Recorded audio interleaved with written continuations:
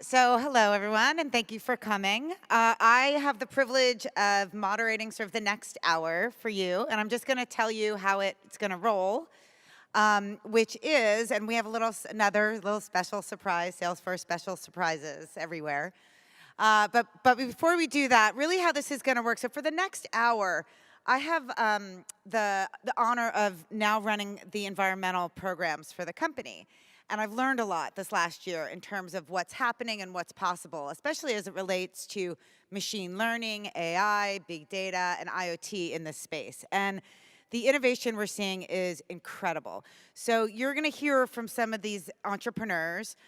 We have 3 executives here from the Surfrider Foundation, from Angaza, and from the California Academy of Sciences, who are going to do kind of like 3 10-minute TED Talk style conversations with you about what they're seeing in their own organizations and how they're using this technology to solve really important issues around climate.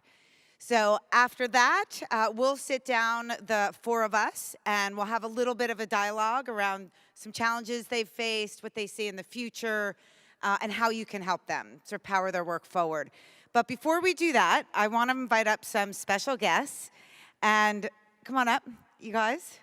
One of our team members, Ramon, from the MetaMind team, which is new to Salesforce within the last year, is going to introduce some other incredible entrepreneurs and innovators that he's found. Thank you, Suzanne. So hi, everyone. I'm Romain. I'm a research scientist at Salesforce. And about 1.5 years ago, I was working on the MetaMind computer vision service that later became the Salesforce Einstein Vision Service. And I got an email from a group of Palo Alto school kids who told me they taught themselves how to use the service all on their own and made a very cool project with it. And they went on to take competition in the first Lego League and became in the top 20 of the Global Innovation Award. And I'm very impressed that they were able to use this amazing technology on their own. Without further ado, please welcome Alexa, Sama, and Mara from Team iRobot.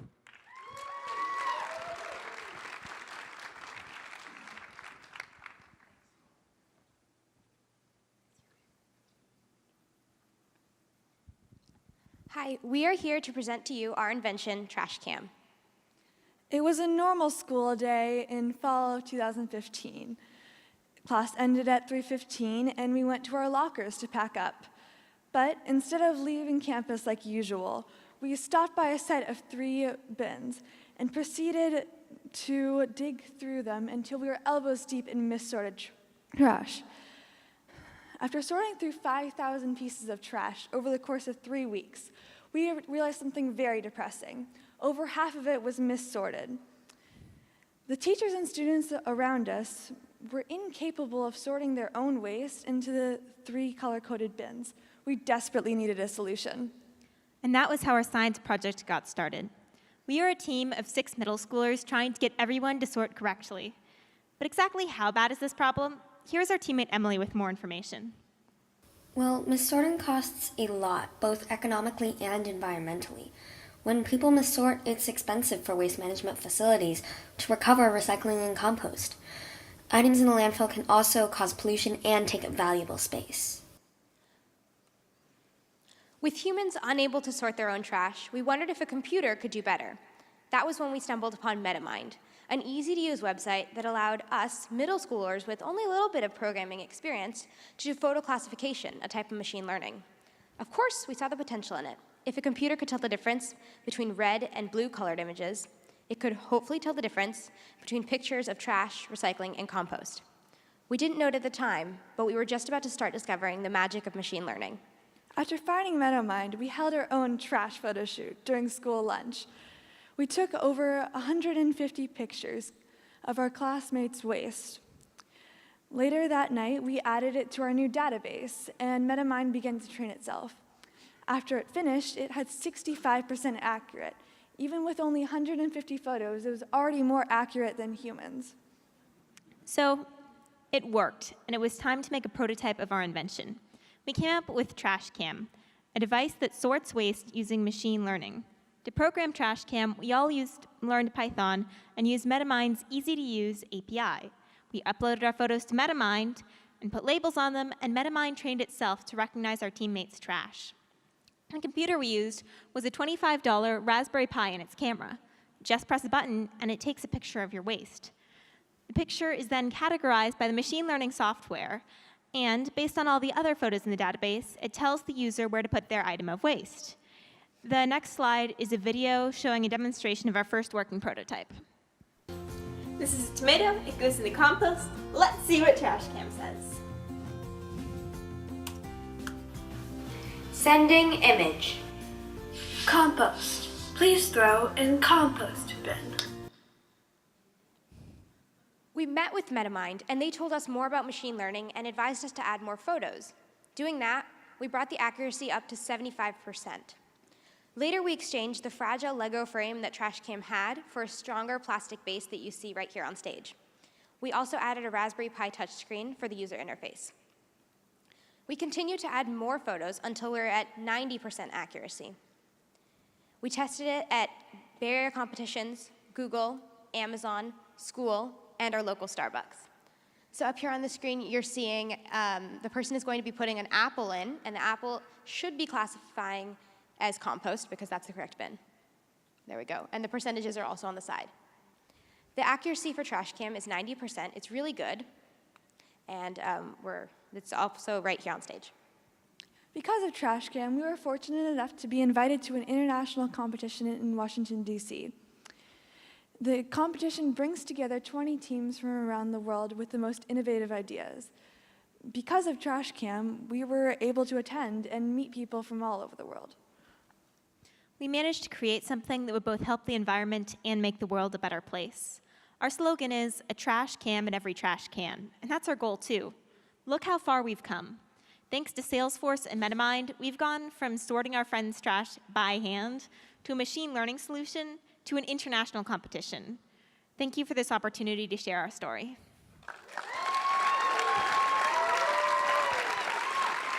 Thank you so much. Hang on. Stay on stage for a minute. And wait a second, we have a Thank you. few gifts for you. Thank you to the incredible trailblazers that you are. Congratulations. And good luck in high school, you guys.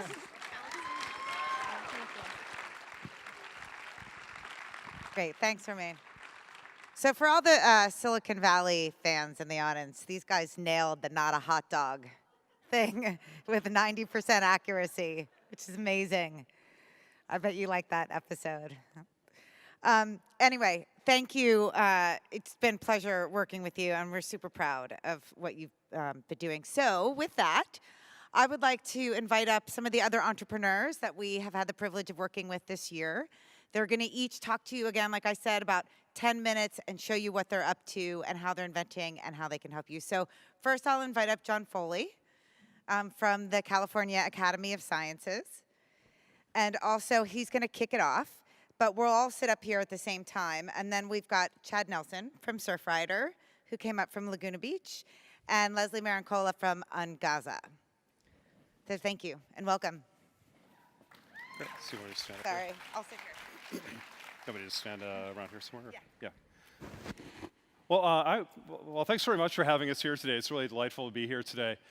Since I'm the first speaker, I was actually asked to not only talk about the work we're doing, but maybe just give a little bit of a setup about the issues of sustainability and these planetary problems that we're facing today, and help kind of introduce the whole session for just a minute. So one of the things I wanted to talk about is how we think of sustainability in the realm of technology and science, especially in this audience, about how technology, engineering, science can solve these sustainability problems. But I think we have to remember that sustainability is actually really a problem of human history. Human history is really quite extraordinary. We've been on this planet for roughly 3 million years in one form or another, maybe even 5 or 6 million years. So for hundreds of thousands of human generations, or something like humans, we've had one strategy: just use more, get bigger, spread out. And that worked magnificently well because for us, the Earth was infinite. We couldn't even imagine its limits. We had dragons on the edges of our maps. We could continue to spread out and move forward and had no problems at all. But that suddenly changed in the last 2 human generations. After hundreds of thousands of generations where that was okay, suddenly it's not. And in this moment of human history that we're alive, suddenly the Earth looks very small, and now we look very big. Now, why did that happen? Why did this change suddenly take place? Well, we're in a moment of an incredible and accelerating change. If you think about just the last 50 years, what's happened has been extraordinary. We've more than doubled the human population, and at the same time, the economy grew over 7-fold, adjusted for inflation. That means we use about 3 times more food, 3 times more water, and about 4 times more fossil-based energy. And those 3 pillars, food, water, and energy use, are really the underlying problems we face around sustainability today. So if we want to think about that, just think for a second. The last 50 years not only changed more than any period in history, it changed more than the entire sum of human history combined.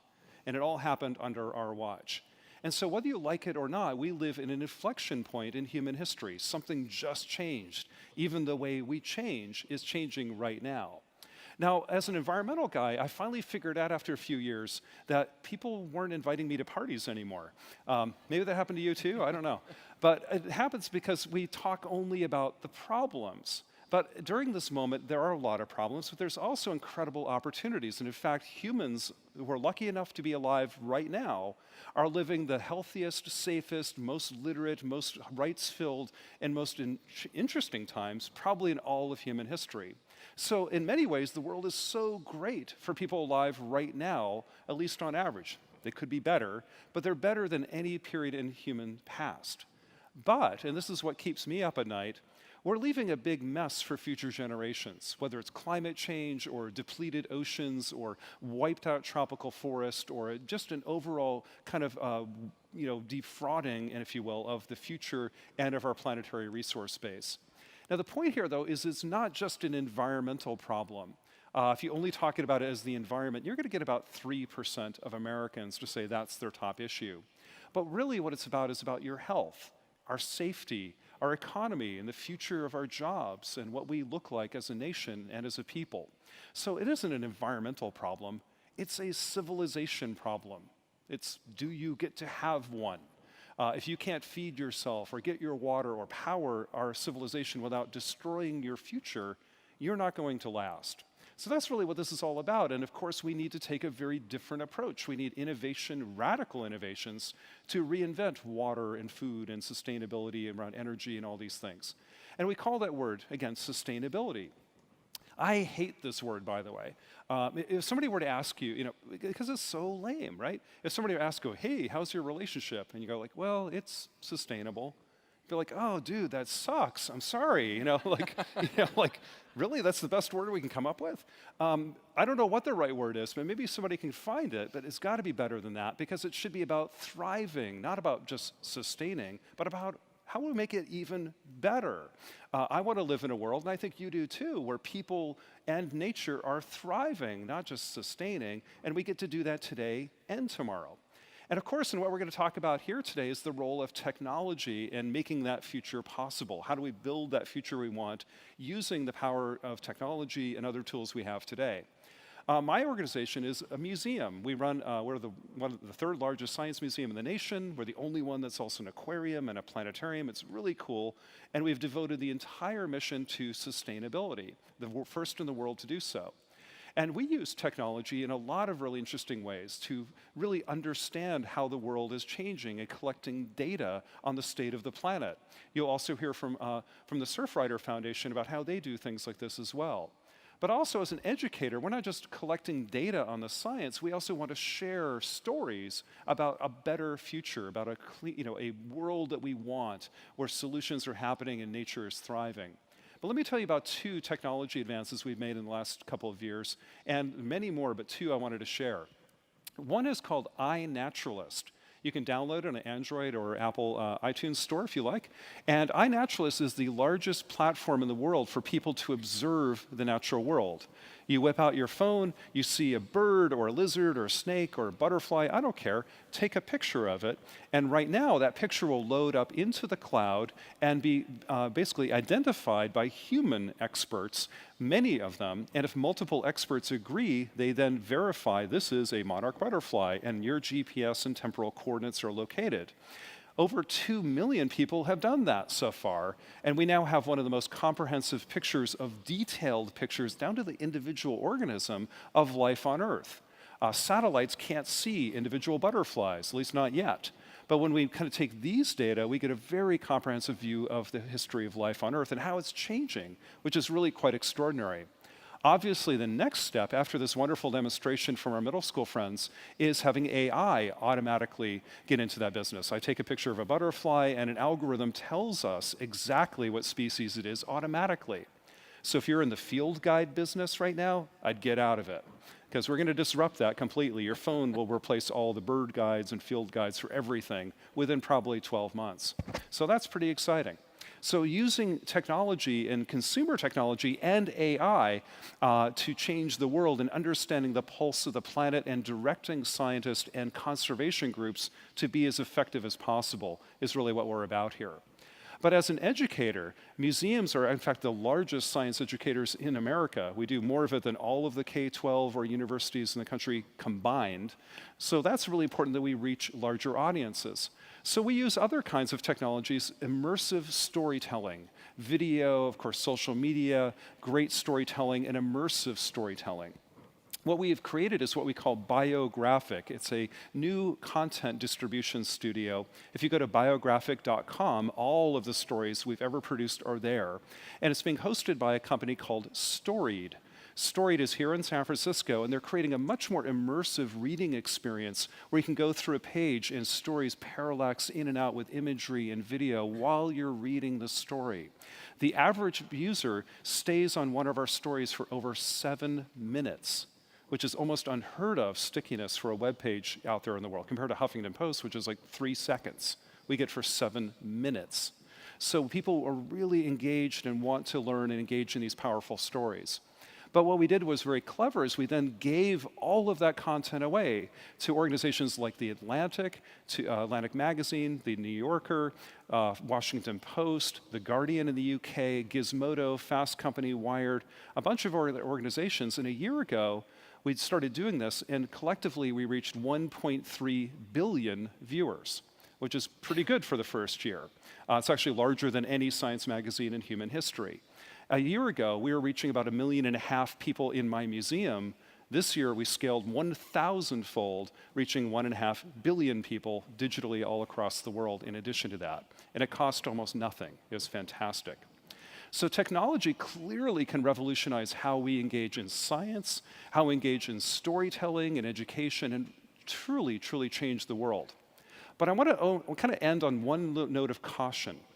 One thing I've learned is, as a scientist, now as an educator, my job isn't actually about science. The thing that limits us most to getting to that sustainable world that we all want, a world where we're thriving and nature's thriving too forever, the thing that is limiting us isn't science, it isn't technology, it isn't education, it's culture. It's that we aren't hearing each other, that there are too many cultural barriers. Like in America today about climate change, for example, it isn't we don't know the science about climate change. Yes, we do, and we've known it for a long time. It isn't that we don't have the technology to solve the problem. Yes, we do. We've had it for a long time. We have the technological power, the economic power. We have everything we need except hearing each other. Right now, we're so bogged down in ideological disputes that have nothing to do with anything other than people are pissed. That's really stupid. And levels of anxiety in America have hit all-time highs. They're higher than World War II and the Depression, believe it or not. But today, we're anxious, fearful, and we cannot hear each other. So that's why culture and learning how to talk to each other in ways that can get through those cultural filters is so, so important. One of the things I'll share with you in my little pitch to you all is partner with cultural institutions because we're trusted. Museums get about a 90% approval rating from Republicans and Democrats in America today. Nothing else gets that right now. So we can get through. I can reach a Trump voter and a Bernie Sanders voter really easily if they come through our exhibits, but not much else can. So what I believe in now isn't just the power of science and technology. They're crucial, but we must temper that technology and science with a dose of humanity. And the thing that I care about so much is that we ultimately have to learn how to hope again. And so I just want to leave you with this quote. It's from Barbara Kingsolver. She once said, "Here's what I've decided. The very least you can do in your life is figure out what you hope for." What I want is so simple, I almost can't say it. Elementary kindness, enough to eat, enough to go around, and the possibility that kids might one day grow up to be neither the destroyers nor the destroyed. And that's about it. So with that, thank you, and I look forward to some conversation a little bit later and some questions. So thank you. Thank you. That was incredible. That was incredible, John. Thank you so much. And I agree with you on the sustainability word. We need a new word that's closer to the thriving part of it.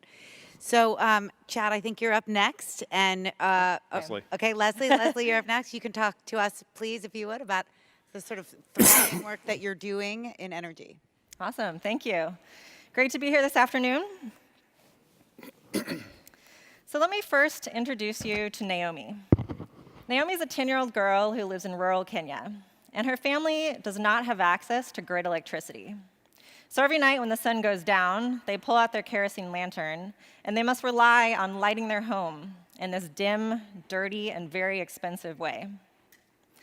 Naomi's family is like 1.2 billion other consumers across the world who don't have access to grid electricity and rely on kerosene in the same way. In aggregate, this population is burning over $30 billion each year on kerosene. This is their hard-earned income. This is the 21st century, and we still have over 1 billion people reliant on a lighting source, a toxic lighting source, from the 1800s. They say it's equivalent to smoking about 2 packs of cigarettes every night. This is truly a global problem, from Latin America to sub-Saharan Africa to India and Southeast Asia. The 1.2 billion off-grid consumers span the globe.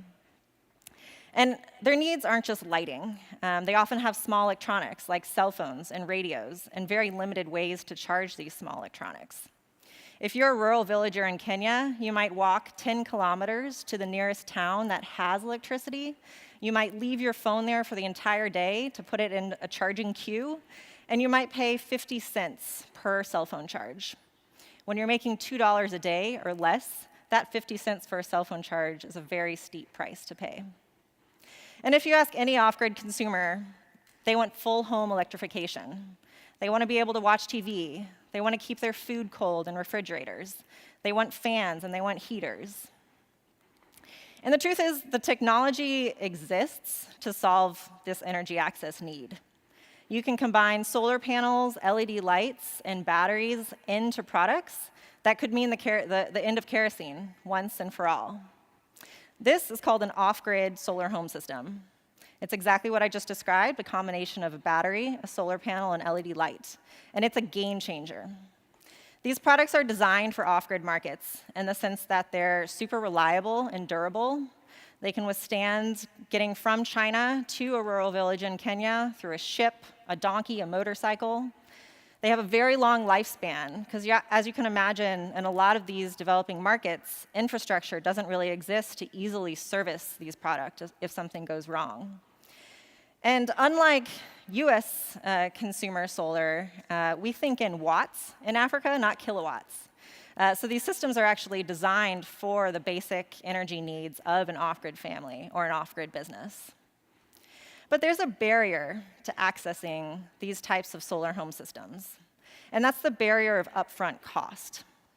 A typical off-grid family will simply never have enough cash in hand at one time to be able to buy a solar product outright. A solar product like the one I showed costs about $100.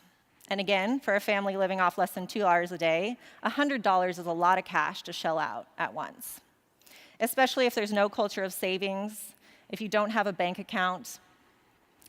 But if you could spread out the cost of that product over time, such that a weekly solar payment actually costs less than what you would have spent on kerosene that week, then you can unlock the purchasing power of over 1 billion people.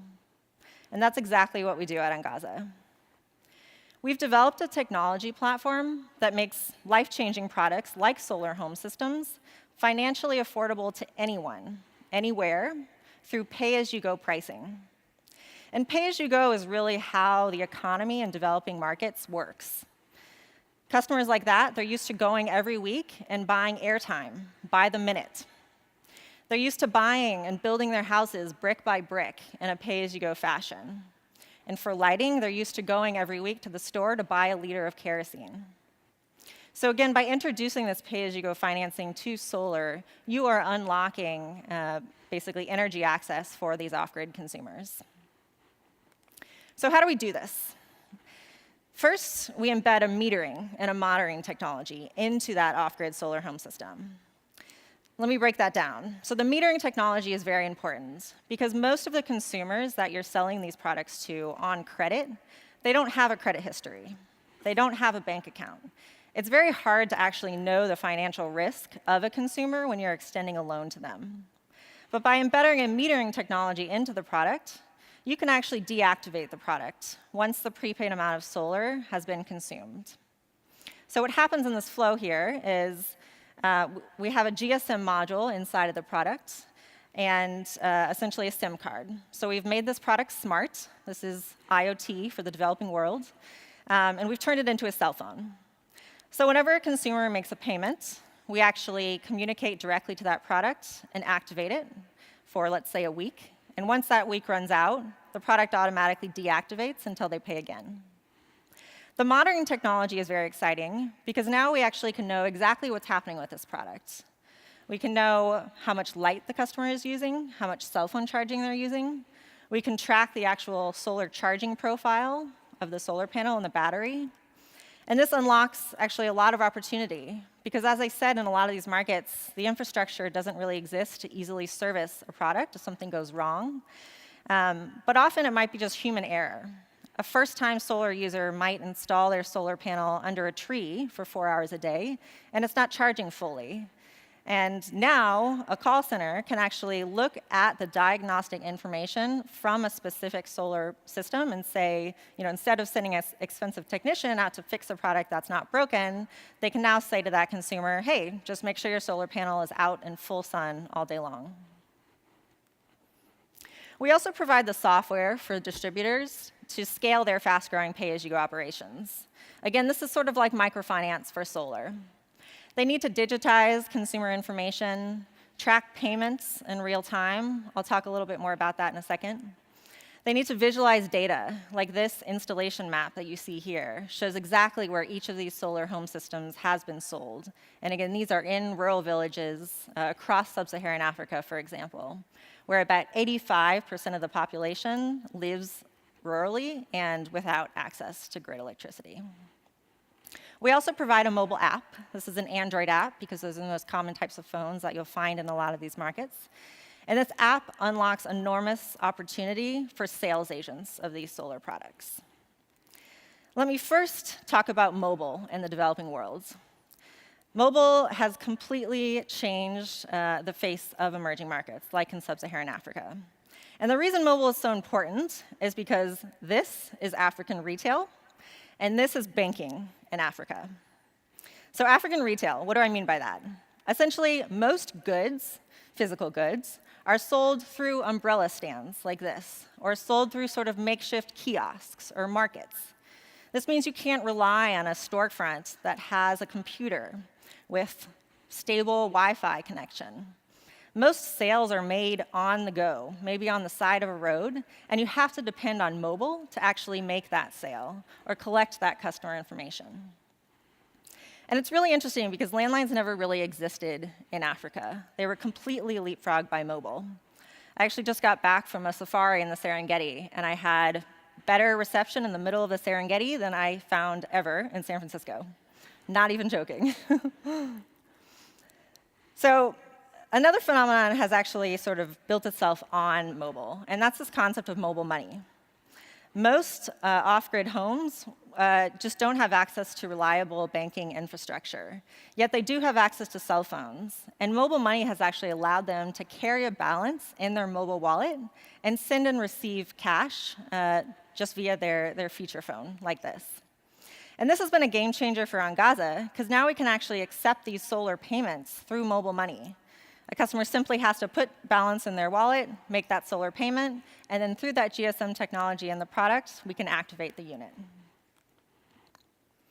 I talked about a sales agent. This is a typical sales agent. They're the ones actually in the umbrella retail stands or selling a solar product in the market, and they're using our mobile app to make that sale. What's interesting is they might be a first-time smartphone user, and now they run their entire sales business through this mobile app. They can register customers, follow up on late payments, track inventory, and track their own commissions. So not only now do they have access to smartphones, but they have access to the entire internet at their fingertips. Pay-as-you-go financing has actually quadrupled the rate of solar connections. Angaza has enabled over 1 million people to make the switch from kerosene completely to solar with free energy from the sun. And what does a world without kerosene look like? We're diverting tons of black carbon from the atmosphere. Families are saving money. Children can actually read and study at night. It's a whole new world.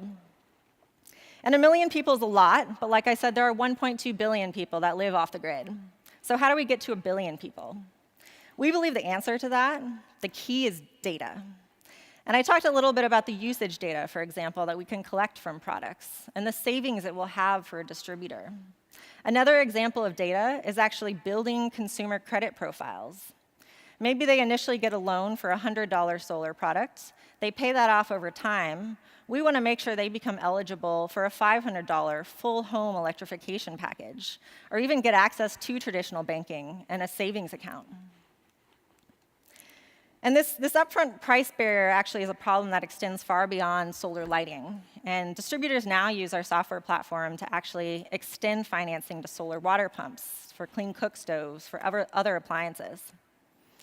I'll leave you today reintroducing you to Naomi. This is her on your left. Naomi's house is completely powered by the sun right now. And unlike many young girls in Kenya, Naomi has actually gone through secondary school. And I just want to put this face up here because this is the future of the world. And Angaza is thrilled to be a part of that. Thank you. Thank you. That's incredible, Leslie. Thank you so much. It's also occurring to me that one way that nonprofits are in some ways leapfrogging a lot of businesses is around data collection and aggregation. So it's going to be really interesting to see what sort of insights that we are gleaning from that over time and what kind of actions that we can take as a planet. So great work. Thanks, Chad. Speaking about data and oceans, one of my favorite stories, but some of you may have seen Chad at Dreamforce last year, so thanks for coming back. Yeah, thanks for having me. Surfers get a bum rap. Most people don't think about them as being very smart. The most popular surfer in pop culture is Foley from Fast Times at Ridgemont High. But I'm going to tell you a different story about surfers as citizen scientists on the forefront of climate research. There's three, the ocean is taking the brunt of climate change. So there's three really big ways that the ocean is being impacted as our planet warms and the oceans absorb carbon dioxide. The first is sea level rise.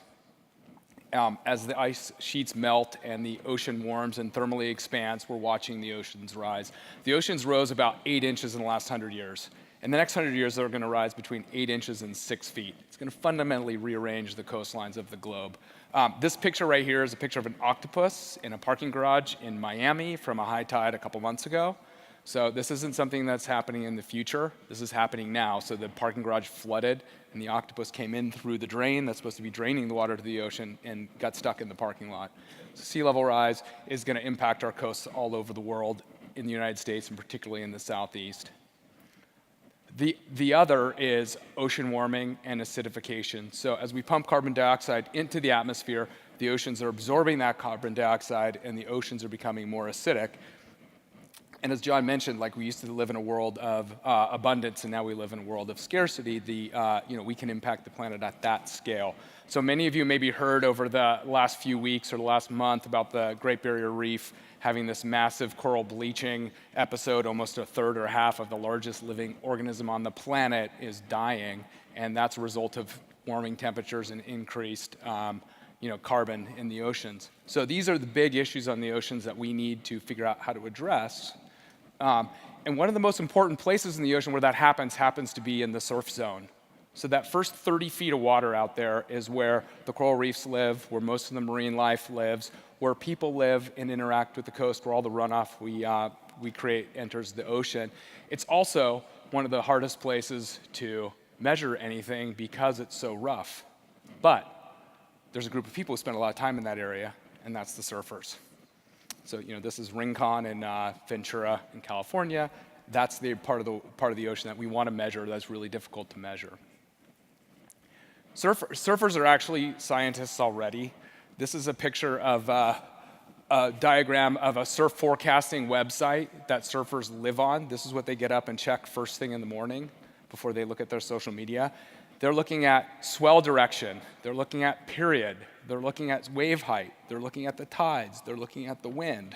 They're looking at the weather. So they're already so tuned in to the ocean environment. They understand all of these factors. This is sort of like physical oceanography 101. They're doing this every single day. So they already have a really firm grip on what's happening out there in our oceans. Surfers also spend more time in the ocean than any single user group in the world. So there are more people at the beach, but they don't always go in the water. So there's a lot of scuba divers out there, but they tend to go a week a year. Surfers are out there day in, day out. So they're a perfect group to be out there measuring what's happening because they're in the water more than anybody else. The other thing is surfers travel all over the globe. So they're flying from California to Indonesia, to Fiji, to Hawaii, to the Seychelles, to the Indian Ocean. So they're also traveling the globe. So they're a great research group that can get out there and and start measuring these conditions everywhere they go. And that's where we come in at the Surfrider Foundation. We're an organization that merges that surfing and ocean recreation population with coastal and ocean conservation. And we have a huge volunteer network that's doing that every day. And the big part of that for us is citizen science. We're out on the beaches collecting trash. We want to know what's in that trash. We're out doing water quality sampling, and we want to understand what's happening from a water quality perspective. And we have a really new, exciting project that we just launched about a month ago with an organization called Smart Fin. So now what we're doing is we're installing oceanographic sensors into the surfboard fin that surfers use when they surf every day. So this is an example of the surfboard fin. Usually a surfboard has 1, 2, 3, or 4 fins in the back, like a keel of a sailboat. That keeps the surfboard going straight and helps it turn.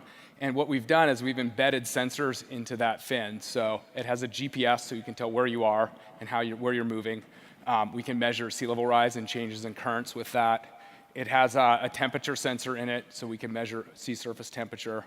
And we're working on salinity and pH. These are fundamental oceanographic characteristics. pH is a measure of the acidity of the ocean. So, and that's a little example over there of our first 25 surfers that we launched a couple weeks ago in San Diego, out measuring the water temperature while he was out there surfing. And so the idea here is to get these surfers out there collecting information about all these oceanographic characteristics so we can understand change. We can create an army of surfers that now become voices for ocean conservation, and they can talk about the change they're witnessing. And we can push that data up into the cloud and share it with the scientific community. So the way this works, this is the surfing Internet of Things. It connects by Bluetooth to your phone when you get back in your car, and you can charge it, and that goes to your phone. The user gets a user interface at his home, so he can start becoming his own citizen scientist, and then it pipes that data to the cloud, and that's where Salesforce comes in for us to collect and aggregate that data and create an open source data collection. So we're just at the beginning of this, but we're really excited about it. There's about 10 million surfers in the world, and we're hoping to get millions of surfers out there using that. This is what our network looks like at the Surfrider Foundation. We have 10 regions, 80 chapters, 60 youth clubs, and 10,000 activists, 50,000 members, and about 500,000 supporters. So that's where we're starting in the base of the United States, but then we hope to take this globally as it continues to expand. So it's a combination of citizen science, mobile technology, the cloud, and a lot of people getting out there and having a really good time surfing, and at the same time collecting really important oceanographic information that's going to help us understand climate change. So thank you. Great, thank you.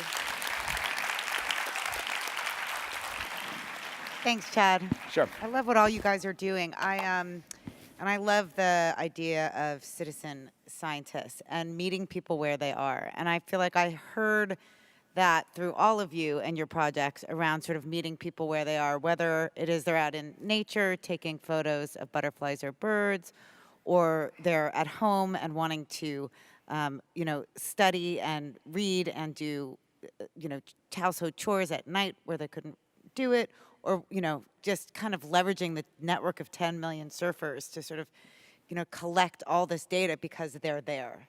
So given that and meeting people kind of where they are, one thing that I'm really curious about, and it's actually one of my favorite uses of IoT. I'm really excited about IoT generally, but we see it with smart refrigerators, but where I get really fired up around IoT is as it relates to ocean health and solar tracking and healthcare. I think that's where it's going to be really a game changer. And so, given those two things, meeting people where they are, using technology, IoT, and big data, what are some reflections that you have getting to where you are, going from 1.5 million eyeballs to 1.5 billion in 1,000-fold in a year, or kind of launching this? You're in a beta right now, I know, with Smart Fin, but as you've gotten to scale, and as you're sort of getting going, what are your reflections on how you got here and how the intersection of technology to your work sort of came to play? Yeah, just jump in. Well, I mean, I think one of the things you picked on is already, and I think this comment all three is really that everybody has a little scientist inside them. There's so many people who are genuinely curious and passionate about the world around them, and tapping into that is so magical because, one, you're collecting a lot of information, a lot of data. We all spoke about the power of data in transforming our understanding and solving big global problems, but also you've just ignited more and more ambassadors and advocates for the issue. And there's nothing better to ignite people into being passionate about something and helping solve these problems and have them be part of the solution, even if it's just to be collecting some data for a larger kind of global enterprise. That's just so powerful. We see that with children, but I think we see it with adults and of all ages. And it also breaks down that barrier between scientists with a capital S and a white lab coat and everybody. Because that barrier doesn't actually exist. Scientists are real people too, and real people are scientists too. So it's all good. We need you all. We need us all. And so that's just, it's kind of a cultural connection as well as a technological and data connection, and they're both enabled by these kind of new democratizing technologies. It's fantastic. You were sort of born there. So can you talk a little bit about some of your reflections in terms of how you got to where you are? Yeah, sort of my light bulb moment, pun intended, was actually had nothing to do with lighting at all. But I was actually living with off-grid families in rural Tanzania and cooking with the women in the cooking huts. And if any of you have ever had this experience, a cooking hut is an enclosed hut, no windows, there's absolutely no ventilation, and they cook on an open fire. And I was basically trying to breathe and just coughing and sort of asked the women I was cooking with, is there not a better solution for this? How do you actually deal with all the smoke in the cooking hut? And she said, I'm sure there's a better solution, but I have no clue where to find it, and I'm sure I would not be able to afford it. And so I just sat there. I said, I know for a fact that there's a better solution. There are clean, efficient cook stoves that will basically reduce these emissions by 90%. But the problem isn't that. The problem is access to these products and making these products affordable. And our whole philosophy here, I mean, this, like I said, it's a truly global problem, what we're tackling. And I think we had to be very careful not to make the mistake that something that works in one country is going to be able to be replicated all over the globe. That's definitely not true. One off-grid family in one country might live a very different life than an off-grid family in a different country. So we've really tried to scale this solution through local partnerships and really empowering local solar distributors with the technology tools. And this might be the first true technology platform a lot of these distributors and sales agents are using. But we've scaled it through local partnerships so they can basically customize it and make their operations work in the way that they need to in each country. So yeah, I think the key to scale in our case has definitely been through partnerships. Great. And Ted, I was kind of thinking about that as I was looking at the SmartFin project rollout. Is O'Neill partnering with you? And, how do you sort of think about partnerships and reflections on where you've been as well?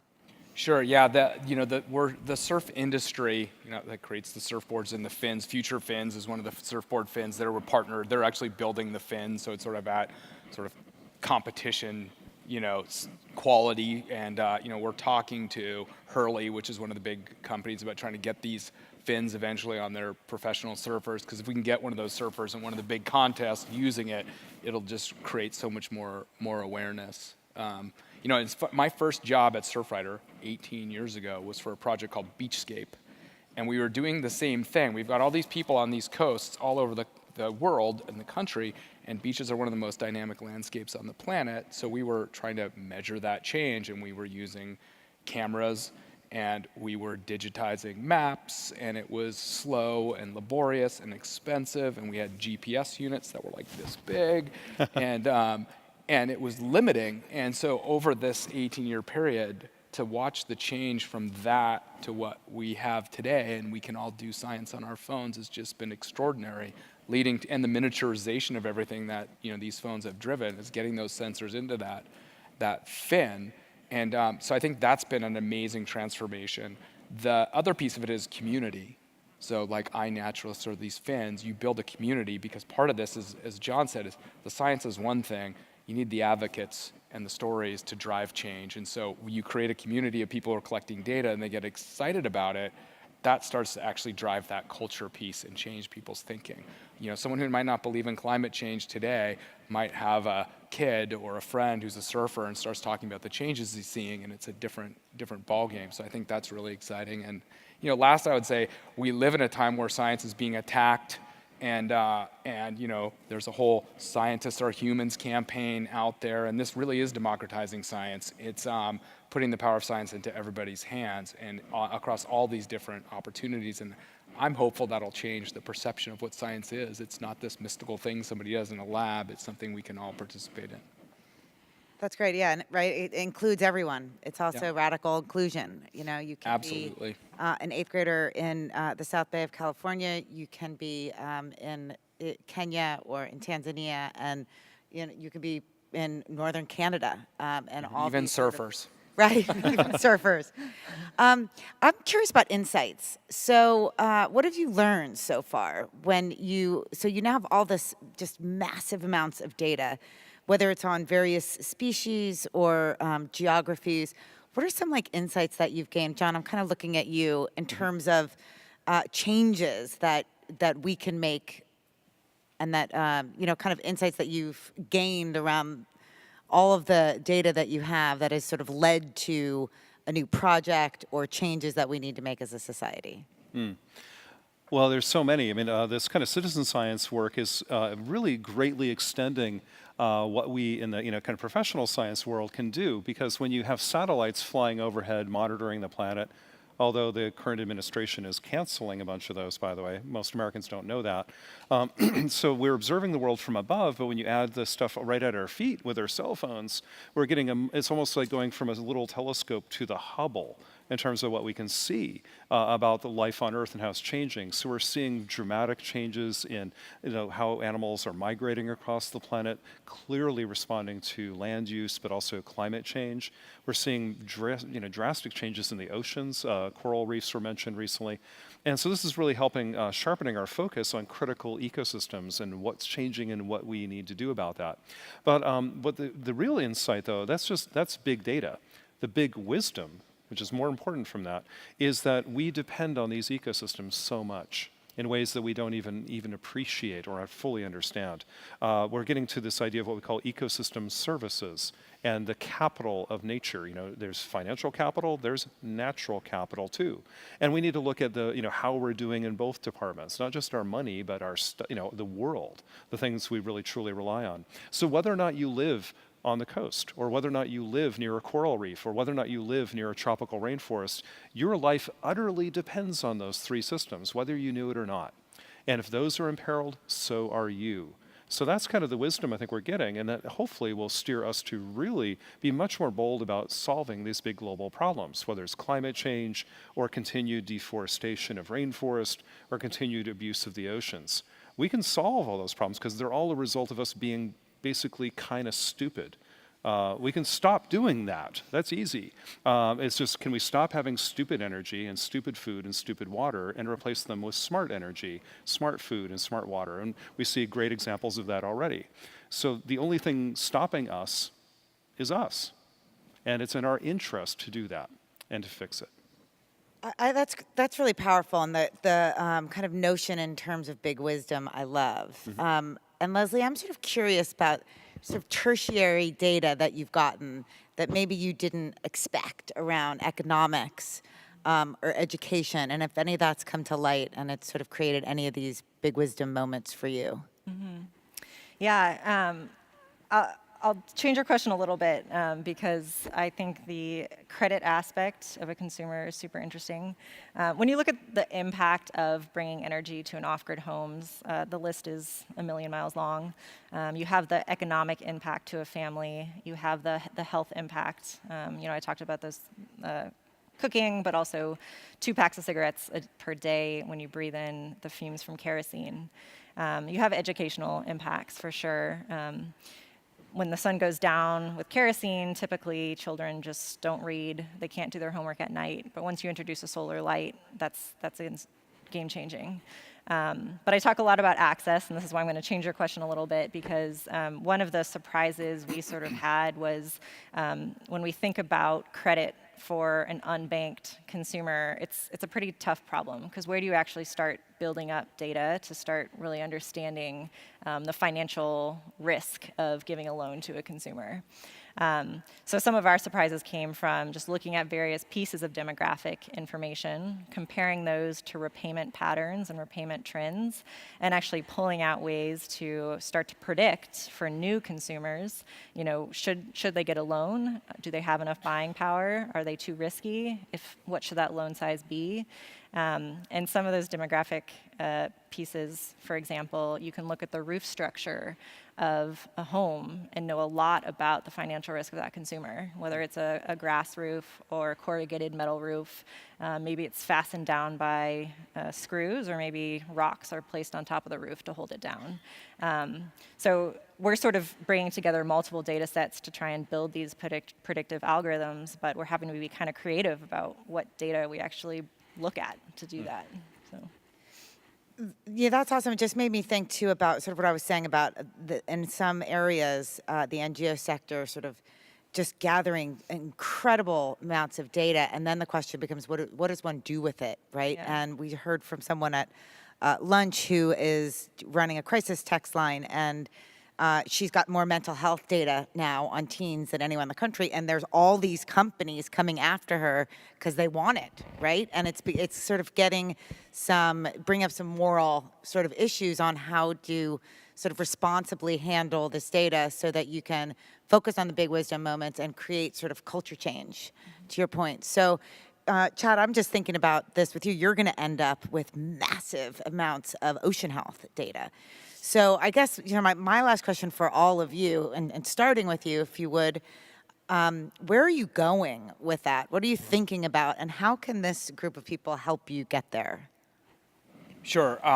You know, we at the end of the day, we're a volunteer-based organization, and we believe in the power of people, and we see that in the power of one person to make a difference, and we see that time and time again with our work. So, you know, I encourage people to join Surfrider. If you live in the Bay Area, we have an amazing group of people we have a chapter-based organization. So we have San Mateo County and San Francisco. Get involved if you love the ocean. It's an amazing community of people. And I think also we're doing a great job with technology, but all nonprofits and charities are short on technology and short on capacity and short on expertise. So the skill set that this audience brings to charity is amazing. So if you have any interest in getting involved with SmartFin or other citizen science projects that we're doing, go to surfrider.org and you can find me, and we'll get you going on a cool project. Yeah, great, thank you. Leslie, how about you?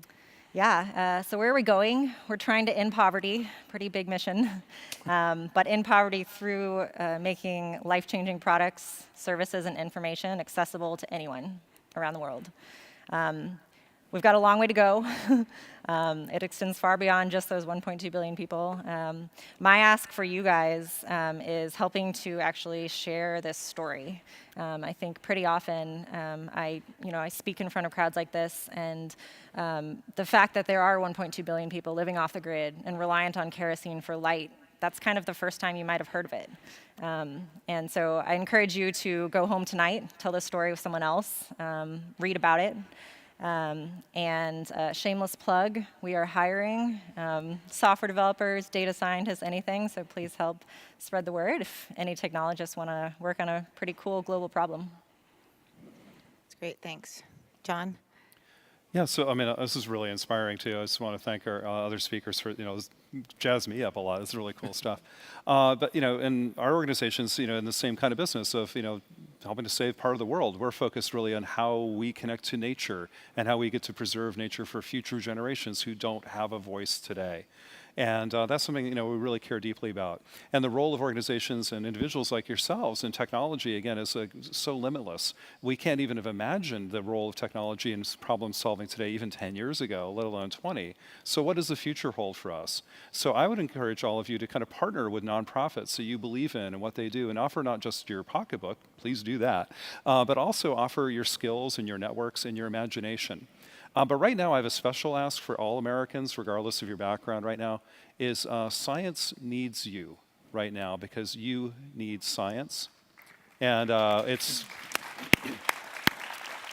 the ecosystem in which this company and others are part of, was built because of American investment in science and technology and engineering since Sputnik.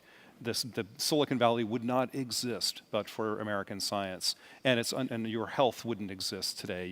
The economy, all the things we take for granted would not be here but for great American science, and it's under attack right now by very, very cynical interest.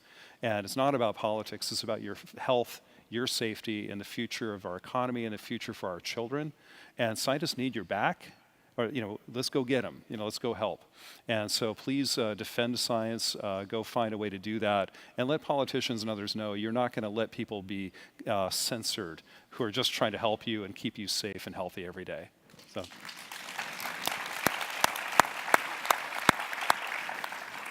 I think that's beautiful and super important. And just kind of made me think again to what you said about sort of museums as a neutral territory. So those, with kids, without kids, visit museums, spend your money and your time there as a supporter and as a learner and as a storyteller. And whatever you do, whether you're a gardener or a surfer or a birder or a chef, I think I would challenge everyone to kind of think about taking your passion and look at what is the science underneath that, because as John said, it's everywhere. And we need you, all of you, especially people with software engineering backgrounds and data science and cybersecurity expertise, to really get behind incredible innovators like the ones that we have here. So thank you, everybody, so much for coming. Thank you to our panelists. We'll hang around for a little while after if you have any questions for any of us. Thanks again.